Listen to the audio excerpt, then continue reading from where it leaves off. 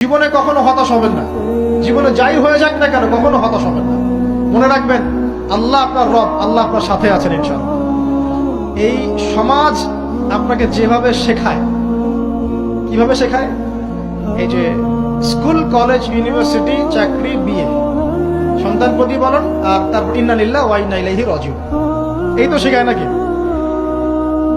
সবসময় মনে রাখবেন যে আল্লাহ রাব্বুল আলামিনের পরিকল্পনাই আপনার উপরে সবচেয়ে বেশি অগ্রাধিকার যোগ্য, সমাজের পরিকল্পনা নয়।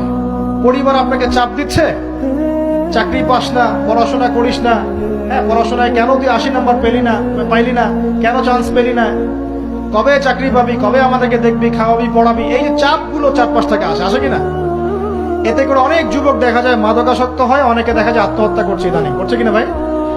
এই শব্দটা থেকে আমি এই পয়েন্টটা আজকে লিখেছিলাম যে ভুলেও আল্লাহর প্রতি বিশ্বাস এবং তাওয়াক্কুল হারাবেন না। সমাজ যেভাবে শেখায়, সমাজ চারপাশে যে চাপ আপনাকে দিচ্ছে, এই চাপে নিজে গা ভাসিয়ে দিবেন না। আপনি আল্লাহর কাছে দোয়া করবেন, আল্লাহর কাছে পথ চেয়ে নিবেন এবং আল্লাহর প্রতি তাওয়াক্কুল ভরসা করবেন। কখনো আত্মহত্যার পথ বেছে নিবেন।